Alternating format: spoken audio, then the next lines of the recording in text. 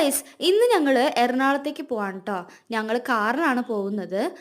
മെയിനായിട്ട് നമ്മുടെ എറണാകുളത്തിലെ ലുലുവിലേക്കാണ് പോകുന്നത്. കുറച്ച് സാധനങ്ങളൊക്കെ പർച്ചേസ് ചെയ്യാനുണ്ടായിരുന്നു. പോകുന്ന വഴിക്ക് നല്ല മഴക്കാറുണ്ടായിരുന്നു. ഭാഗ്യത്തിന് മഴ പെയ്തില്ല.